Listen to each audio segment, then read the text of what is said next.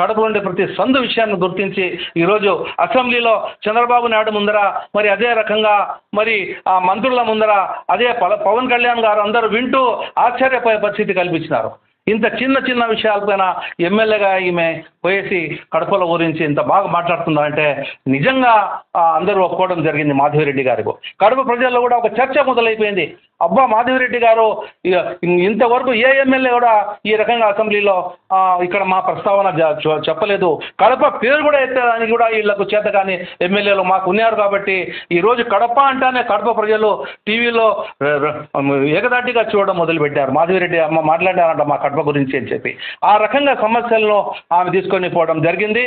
నీటి సమస్య ఉంది, మాకు చెక్ డ్యామ్ వేసి లింగంపల్లి కాడ మాకు నీటి సమస్యను తీర్చాలని చెప్పి అడగడం జరిగింది. అదే రకంగా రోడ్లు సరిగా లేవు, డ్రైనేజ్ సిస్టమ్ సరిగా లేదు కడపకు, ఇవన్నీ మాకు చాలా అవసరం ఉంది అన్న అని చెప్పి చంద్రబాబు నాయుడు గారికి ఆ రకంగా మంత్రులందరికీ అడగడం చూస్తా. ఆమె ప్రెజెంటేషను, ఆమె చెప్పే విధానము చూస్తూ ఉంటే నిజంగా కడప నియోజకవర్గంలో ప్రజలందరూ చాలా ఆమె గురించి ఈ రకంగా ప్రస్తావన చేసే ఈ రకంగా చెప్పే ఎమ్మెల్యేనే మాకు లేరని చెప్పి ఈరోజు కడప ప్రజలు ఎంతో సంతోషంగా ఉన్నారు.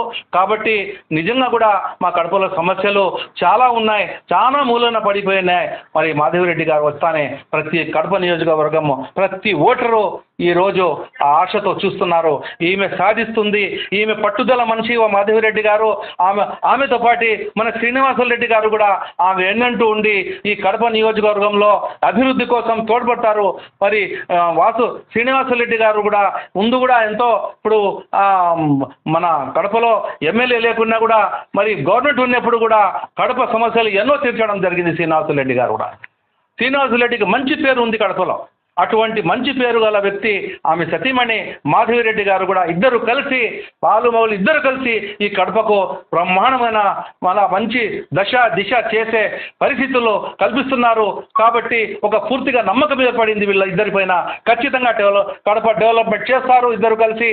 ప్రజలు చూడబోతున్నారు. నీటి సమస్య అయితేనేమి, కాలువల సమస్య అయితేనేమి, మరి అదే రకంగా రోడ్ల సమస్యలు అయితేనేమి, మరి చిన్న చిన్న సమస్యల పైన భూములు లాక్కోవడం జరిగింది వైఎస్ఆర్ పార్టీ వాళ్ళు చిన్న చిన్న వ్యక్తుల కాడించి, అవి కూడా తీర్చి వాళ్ళ దగ్గర తీసి వాళ్ళకి న్యాయం చేస్తారు.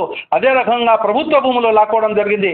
ఆ ప్రభుత్వ భూములు ఎవరైతే వాళ్లకు ఆ ప్రభుత్వం అయితే ప్రభుత్వంకు ప్రైవేట్ వ్యక్తుల నుంచి లాక్కున్న ఆస్తులు అవి కూడా వాళ్ళకి ఖచ్చితంగా ఎవరైతే న్యాయబద్ధంగా వాళ్ళ దగ్గర వాళ్ళకు న్యాయం చేసి ఎవరి భూములు వాళ్ళకి ఇప్పించడము, ఎవరి స్థలాలు వాళ్ళకి ఇప్పించడం అన్నది కూడా ఆమె ప్రతిరోజు ఇంటికాడ ప్రజా దర్బార్ ఏర్పాటు చేసి శ్రీనివాసరెడ్డి అయితేనేమి, మాధవిరెడ్డి గారు అయితేనేమి ఇంటికాడ ప్రజా దర్బార్లో సమస్యలన్నీ ప్రతిరోజు కడపలో ఉన్నప్పుడు ఖచ్చితంగా వాళ్లకు సహకారాలు అందిస్తున్నారు. కాబట్టి చాలా స్పందన ఉంది.